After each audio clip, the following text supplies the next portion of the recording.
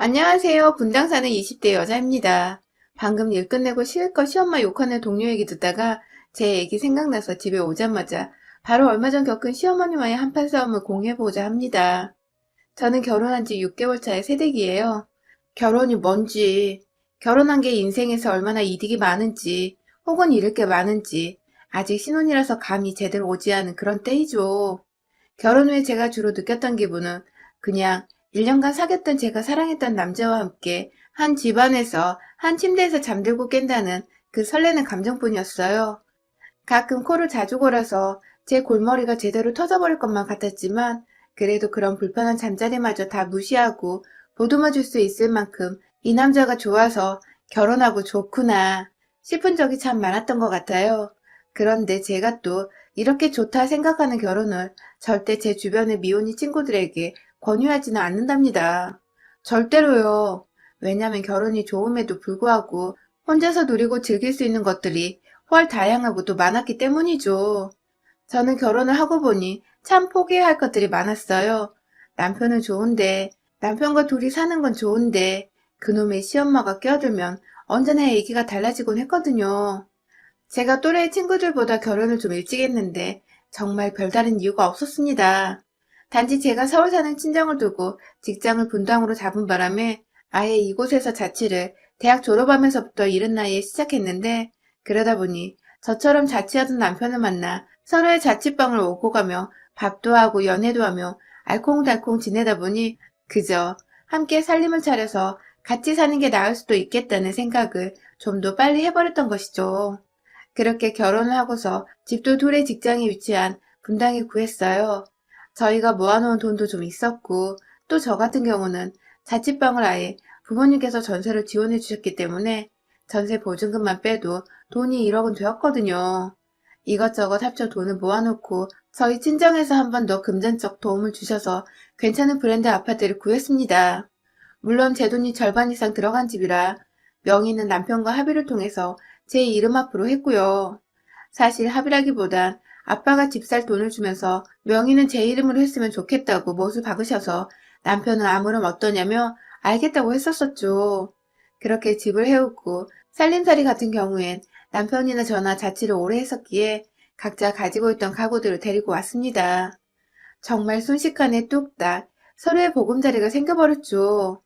남편에 대해서는 연애를 하는 와중에 굳이 서로의 가족 얘기를 꺼내본 적이 없으니 잘 몰랐어요.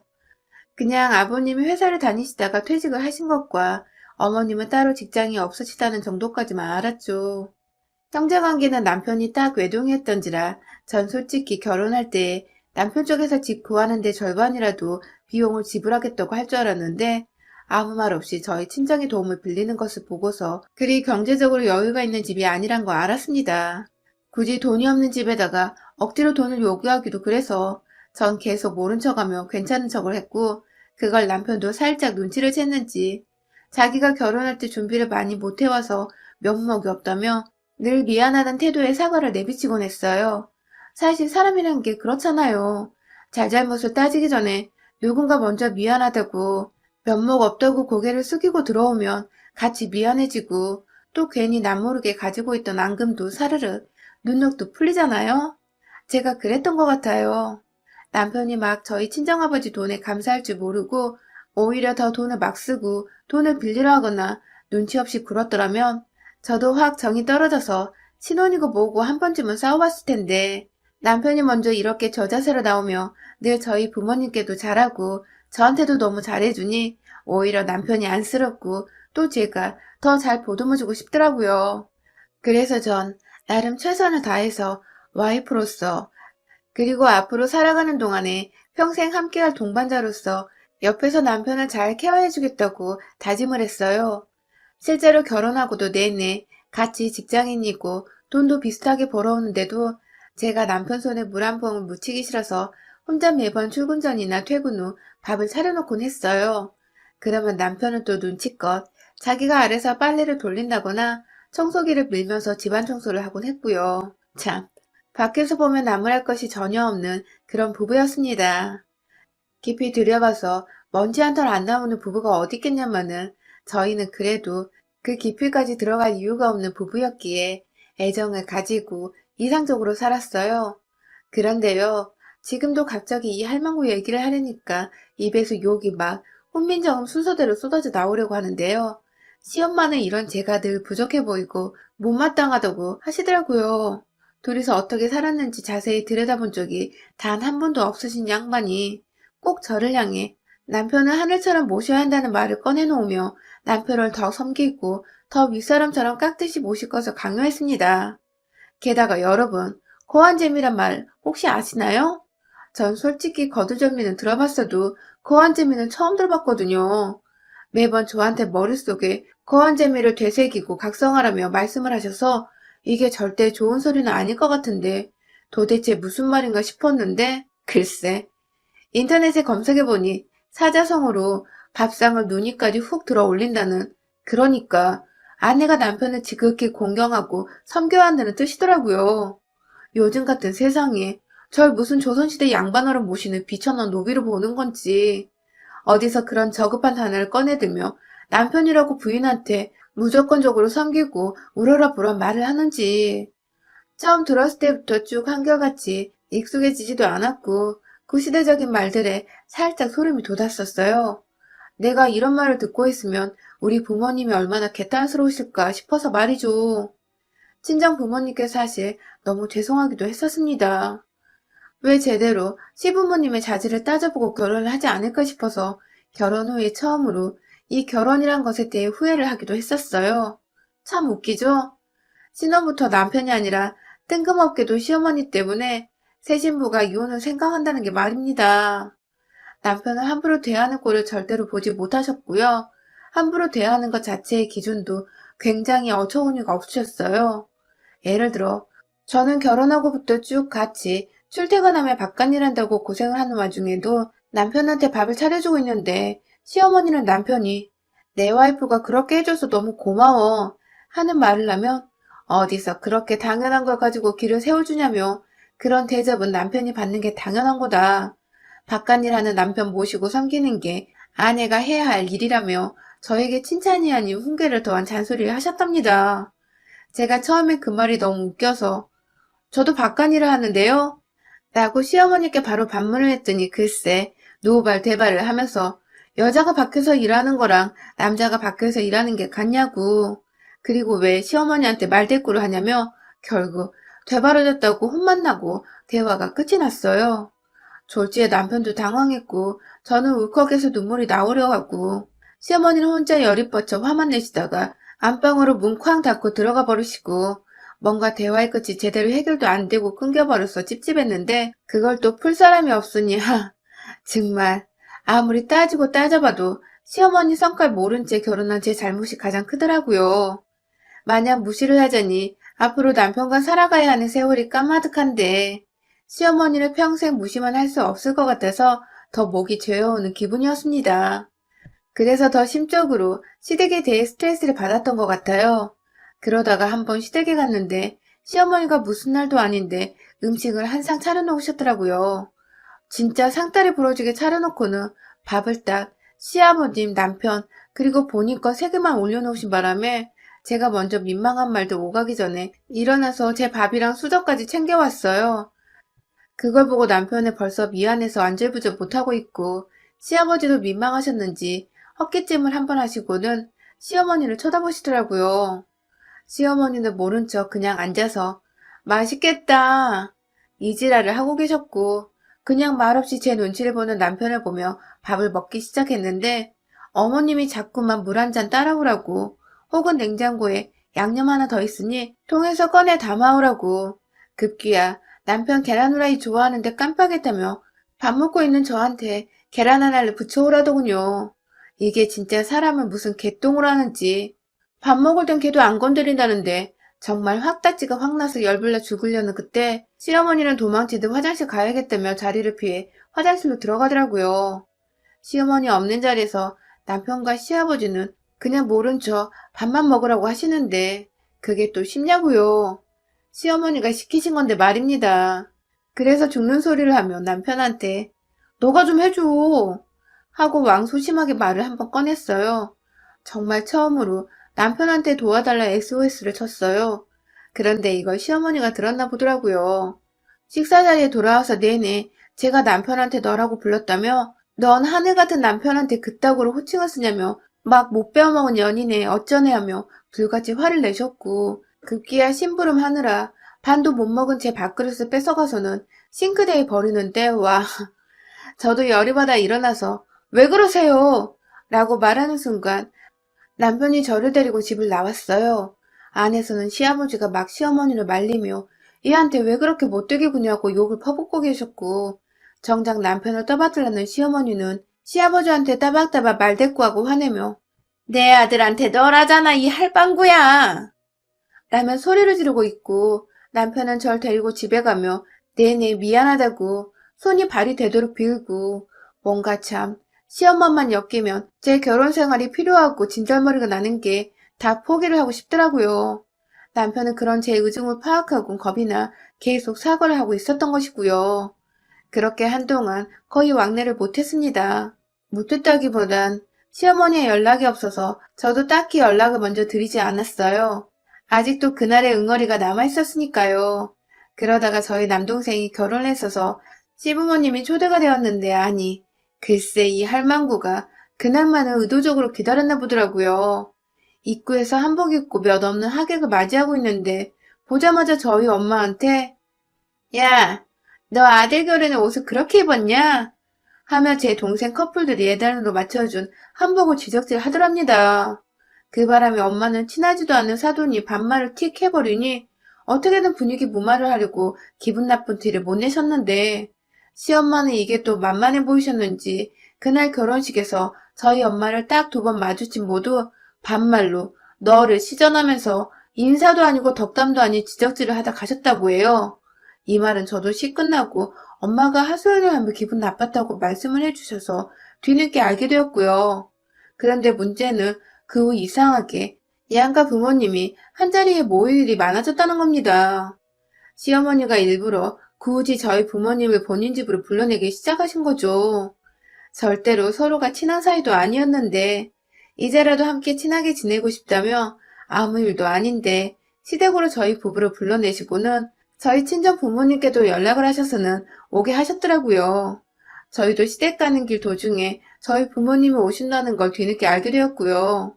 그렇게 시댁에 다 모이는 것도 절대로 본인이 음식을 차려주는 게 아니라 저한테 뭐 해오라고 주문하고 저희 엄마한테도 뭘 해오라고 주문을 하시는 바람에 막상 집에 도착해보니 저랑 엄마가 준비한 음식들로 모조리 상이 차려지더라고요.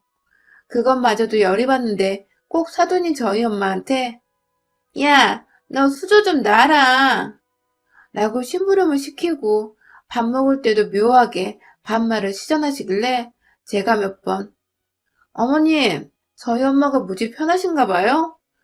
하고 눈치껏이라도 알아들으라고 불편한 티를 내면 아무렇지 않게 나보다 어린데 촌두할 필요가 있나? 안 그래? 하며 약을 올리셨어요.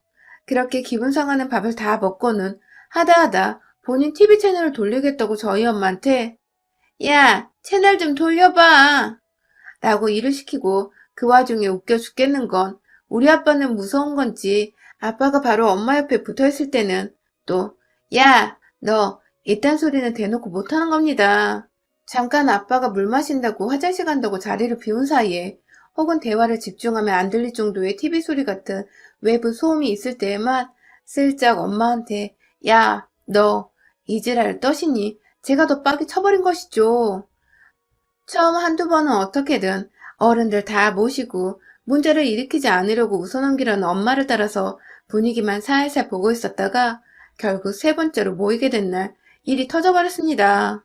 그날도 자기가 어디서 굴을 먹고 싶다고 굴을 사오라고 주문을 하신 바람에 저희 엄마는 또 사돈 드린다고 속 터지게 수산물 시장까지 가셔서 아이스박스에 굴을 담아오셨더라고요.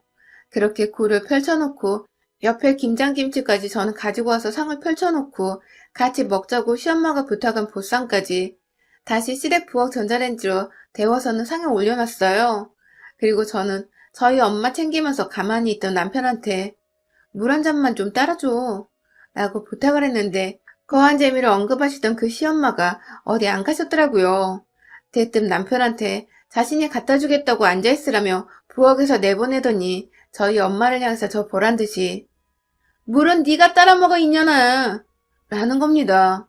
순간 밖으로 나간 남편까지 놀래서 뭐라 그랬냐고 부엌에 들어올 정도로 온 가족이 정적에 휩싸인 그때 시어머니는 또 아무렇지 않은 척 친하면 2년 전은 하는 거지 하며 웃어 넘기려 하셨어요.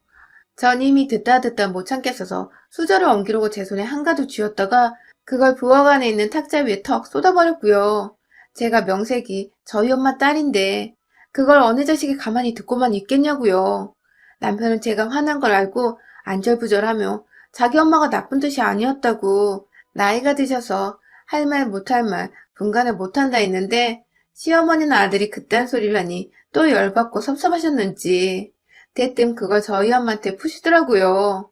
이번엔 저희 아빠도 쳐다보고 계셨음에도 불구하고 본인 감정 주체가 안 되었는지 막말을 모두 앞에서 하셨어요. 야, 수저 네가 갖다 놔라? 라고 제가 할 일을 엄마 보고 마저 끝나라는 식으로 심부름을 시키더니 급기야. 야, 이거 우리 아들한테 갖다 줘. 하면서 물 한 컵을 건네주더라고요.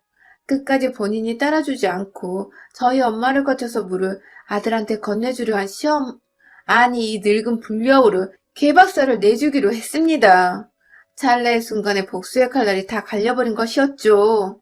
엄마가 시장에 가서 사오셨다는 아이스박스에 들어있는 진득한 냄새를 풍기던 굴들을 아직 껍질도 안 까져서 길다란 굴껍질이 고기 한 차트를 내뿜고 있던 그 상자한 봉지를 한 손으로 저 망할 년 진짜 다 죽었어 하며 씩씩거리면서 들어올렸고 또다시 저희 엄마한테 야, 넌 딸 자식을 어떻게 키웠길래 어른들 앞에서 욕지랄이야? 라고 하고 있는 시어머니의 면상을 향해 예고도 없이 봉지채로 탈탈 털어 던져버렸습니다. 그놈의 야야야, 야 이년아, 우리 엄마한테 호칭 똑바로 안 써? 하면서 굴껍질이 할망구 얼굴을 강타하는 와중에도 더 세게 쥐어받고 싶은 나머지 제 손으로 집어서 그녀를 향해 던져버렸어요. 비린내가 진동하는 곡물까지 탈탈 털어주겠다는 마음으로 입고 있는 조끼 안으로 확 봉지를 집어 넣어버렸어요. 누가 보면 며느리 행패에 겁이 질린 나머지 오줌이라도 싸는 것 마냥 바지 아래로 순식간에 비린물들이 뚝뚝 떨어지기 시작했죠. 옆에서 입만 벌린 채 충격받아 서 있는 남편을 향해 니네 엄마는 나이 처먹고도 할 말 못할 말 분간을 못하면 어떡해? 치매야? 하고서는 사과 제대로 안 하면 너 나랑 이혼이라는 통보를 한 채 저희 부모님을 모시고 그 집을 나왔습니다. 집을 나오기 전에는 저와 저희 엄마 손으로 차려낸 보쌈 노예줄상은 아빠가 통째로 뒤엎어버리며 이거 완전 개새끼들 아니야? 하고 또 한 번 화를 내주신 덕에 남겨진 음식에 대한 미련이 딱히 남지 않았어요. 그리고 그날 바로 집에 가자마자 비밀번호도 바꾸고 남편 짐도 다 싸놓고는 연락을 기다리고 있었는데 많이 기다릴 필요도 없이 남편은 시엄마를 끌고 저희 집으로 왔더라고요. 우리가 이혼을 왜 하냐면서 자기 엄마가 사과를 할 거라며 남의 집 아주만 마냥 쳐다보던 남편. 그 바람에 시엄마는 저희 집에 와서 저한테 한번 고개 숙여 진심으로 미안하다며 사과인지 사과하는 척인지를 아무튼 했어요. 그리고 그 길로 곧장 저희 친정집까지 찾아가서는 남편과 함께 고개를 숙여 사과를 했다더군요. 엄마는 또 그걸 시엄마가 사과하느라 보이던 정수리를 사진으로 찍어서는 저한테 사과 인증샷을 남겨주셨고요. 결국 시엄마가 고개를 조아렸으니 남편과 이혼은 하지 않았습니다. 하지만 오히려 그로 인해 남편은 제가 언제든 이혼하겠다고 자기 짐을 다 싸서 제 명의의 제 집에서 쫓아낼 수 있다는 것을 알게 되어 더 지극정성으로 제게 잘해주기 시작했고 시키지도 않았는데 주기적으로 저희 친정집을 찾아가 친정 부모님 밥을 차려드리고 아양을 떨며 자기 엄마가 저지른 죄를 어떻게든 친정 부모님이 잊어버릴 수 있도록 최선을 다하더라고요. 물론 동시에 시댁으로는 절대 단 한 번도 찾아가지 않은 채 연락까지 모조리 차단을 해주고 있어서 저는 정말로 시어머니를 거의 잊어버렸다시피 살고 있고요. 하여튼 어디서 남아선호 사상은 제대로 박혀가지고 남의 집 귀한 딸인 며느리가 소중한 줄을 모르는 건지 이런 못 배운 시엄마들은 제대로 홍군형을 내줘서 대하기 어려운 줄을 배우도록 해줘야 하더라고요. 그래야 며느리 잡다 지 아들 인생까지 통으로 팽당할 수 있다는 것을 알고 깨갱하더라고요. 살짝 껍질째 굴을 던져버려 죄송하긴 해도 아직 그날 굴껍질에 긁힌 상처가 이마에 떡하니 있는데 그걸 보니 또 속은 얼마나 상쾌하고 통쾌하던지. 전 요즘 시어머니 생각을 하며 통쾌 상쾌한 기분을 느껴보려 껍질 달린 게부터 딱새우까지 정말 열심히 먹고 있답니다. 여러분의 생각은 댓글로 남겨주세요. 오늘도 시청해주셔서 정말 감사합니다.